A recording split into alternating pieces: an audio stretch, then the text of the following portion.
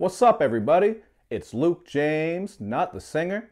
If you're looking to get your music reviewed, you can hit up this email that's right here. But today, I'm going to hit you up with my thoughts and opinions on this EP from LH called T²B². LH is a rapper from out of Chicago, and if you want to find out more about him and check out his music and links, just take a look at the information box I got for you underneath this video. Now, when it comes to the beats on this project, I do have to say that they're pretty generic, but at least the synth and drum kits used are strong. Some of this synthy production does sound a bit outdated at times, like on the song Trunk Go, for example, but there are a lot of heavy 808s here, and this shit can work if you just want something to bang with. You really can turn this up and get that bass thumping, so it does do its job in regards to that. But LH's rap style really does help uplift these beats because he brings a lot of energy. As you listen through this, you'll certainly pick up on the fact that he has a lot of charisma and also personality. He's bringing energetic ad-libs, flows, and cadences, and this really shines through on the song Ring Ring. He also shows off some catchy stop-and-go flows on Get 'Em Off and Tommy Strong, and Tommy Strong in particular stuck out to me because of the clever concept.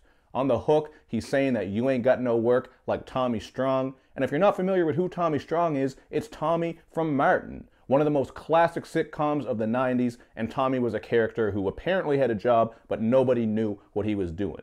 I just thought that was a cool reference to one of the best sitcoms from the 90s, and goddammit, we gotta get that shit on Netflix, because I would watch it all over again. But while some of this project does get a little bit cliche, like on the song Porn Star, where he's fucking girls like Porn Star, and on OML, where he's just coming through with stale gun bars, he still manages to bring a little bit of content on these songs, and that certainly makes this a stronger project.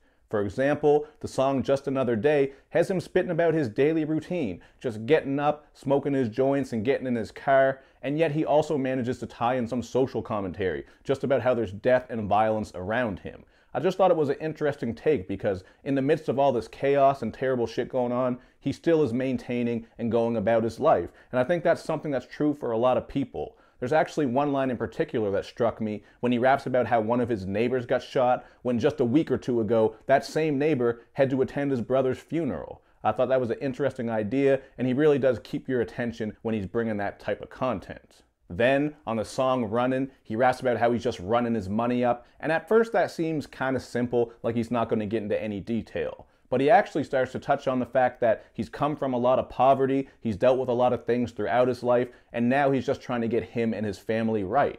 There's actually one point where he talks about how he was living in this household with like 12 people just crammed in there, and he was out there hustling and just trying to take care of kids and whoever he could. So this isn't the stale money track like it sounds like on the surface. There really is more to it, and I appreciate that he's able to make some bangers while also sprinkling in some content. So at the end of the day, I think this is pretty good for an underground artist, and I'm going to just barely give it a 3 out of 5. It is pretty generic overall, so I was leaning towards a 2.5, but the sound here is on point, the beats bang and they come together nicely, and I think he sounds pretty dope as a rapper. I like that you can tell he's having fun with it, and that little bit of content he put in there helps a lot.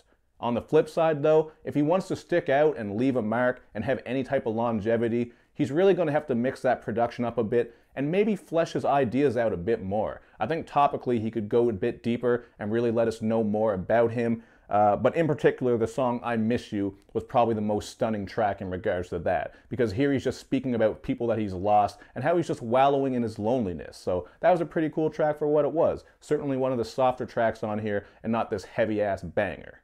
But there you have it, my thoughts on this project. You guys should check it out by all means. Gotta support underground artists and you might find a new favorite rapper. And of course, man, you know what to do. Hit me up on all my social media sites so you can show me love and show me lots of it. Thank you for watching, everybody. I will see you next time.